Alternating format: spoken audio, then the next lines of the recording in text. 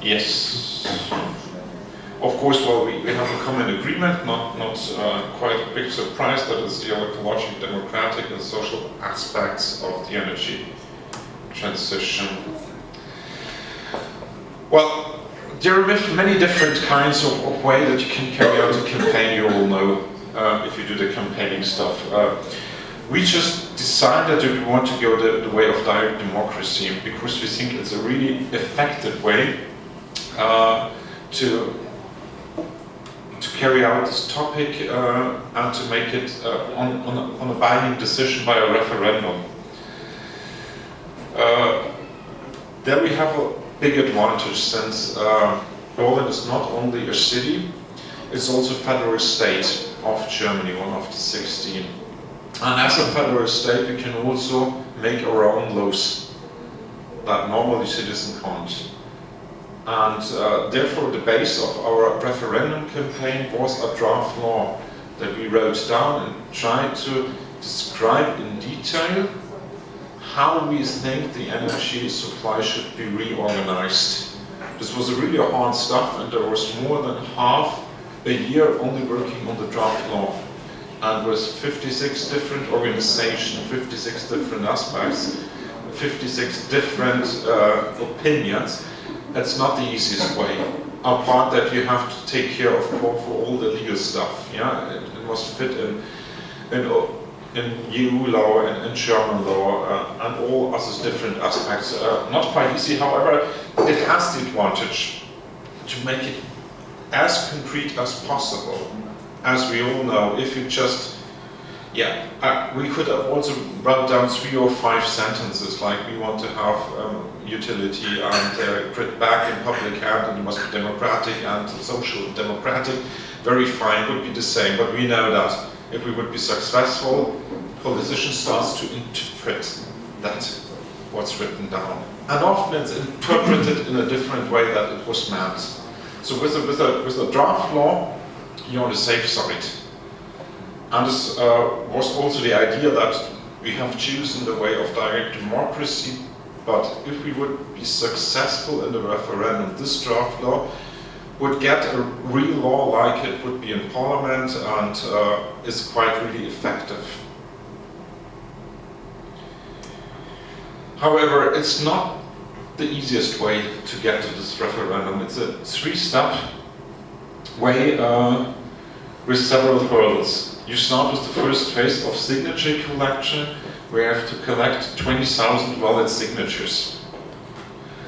Valid signatures, well, first off, what means signature collection? No, it doesn't mean internet. It means standing out on the street.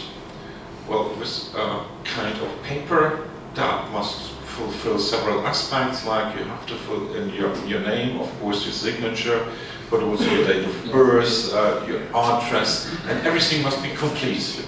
If there's one thing only missing, it could be invalid. And of course, if you're out on the street and trying to collect signatures, people sign in several times. You got people from outside signing in, especially in Berlin, you get a lot of tourists. So if you're also important where to collect signatures, not at the tourist places, you have to try to find out the spots where to collect it. So it's really, really hard stuff. So for 20,000 valid signatures, it's that you need about 25,000 signatures collected. You have 6 months time for the 20,000. This is not the highest hurdle. We fulfilled this hurdle within nearly 4 months, and we had collected 35,000 signatures.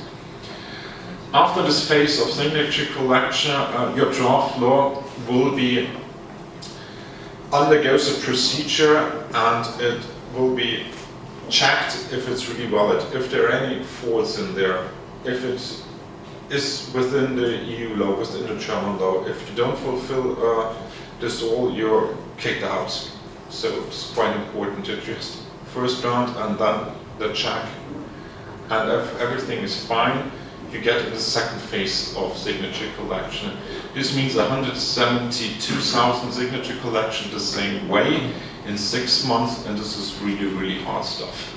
And you can't do that on a weekend with 5 people standing out on the streets, so you need a lot of support from people. So to be successful, you need somehow a database of activists. And we were quite successful. We would say we had 50 highly motivated activists that were out nearly every day. 50 or 50? 50. 50. 50. And this means 50 really every day, because it's the other problem. Yeah, if you rely on activists, they also have to work to earn their money, so they can do it in the spare time, in the evening or in the weekends. So to have 50 of them, they can also, during the week, be outside, is quite important. Then we have from 400 people the telephone number that we could call and ask here on the weekend, could you go out there and collect the signatures for us? And then we had a database of around 1,200 people that once signed in some list and said we want to get active, and then we have some phone numbers, some email addresses, something like that. However, this is quite important to need this database of people where you can really directly rely on and where you can directly connect and contact. However, important moreover is that apart from these 1,000 people, you need much more people. They can download the paper to collect signatures by internet and go on their own. So quite a lot of hard stuff to do. We had to carry also the signature collection within the coldest winters in Berlin we ever had. So an hour outside standing on an information stall was minus 20 degrees is not a fine thing. Also your pencil won't work. So, however, also we've got this phase. We collected, I think, 270,000 signatures. That was just something. And then when you will be successful with that, then you have the right to have the referendum. But the important thing, and this is also important for the campaign, that with every signature, with every step, your influence is getting bigger and bigger. You just start with announcing we do this campaign, nobody cares. Because actually in Berlin, nearly every month, everyone is announcing that he's carried out a similar campaign like that, so you can't carry out that. After the first signature collection, if you fulfill this hurdle, they say, okay, seems to be interested. There seems to be some wave coming, there should be, is there really movement? So they get aware of you, yeah? You get recognized. Within the second phase, if you announce every month your signatures, how many you have, so with every signature, you get more, your influence gets more, and people are willing to talk with you, and you don't have to call them, they call you. So this is also quite important. This is an important thing in such a campaign, how to show how much support from the citizens you have for your interests. And with no other means of campaigning, of course, signature collection is always to show how strong you are. Okay, let's come to the referendum. At the referendum, it's merely like every election, you get a piece of paper and then you can have a yes or no, and yes is yes, I agree to the draft law of the initiative, or no, I don't agree.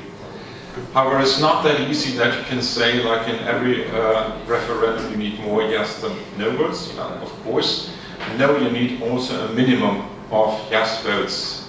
This means 25% of the illegal voters. In numbers, this means you need 620,000 yes votes. At the end, we ended up at 600,000 yes votes, so 20,000 yes votes were missing for us to have a really successful referendum. Apart, we had 83% of yes votes in the boxes. Well, that's just the background. What we're asking for, I said before, well, just to give you the headline, what is meant with ecological? Of course, we want to provide Berlin a long-term run with 100% decentralized produced renewable energy.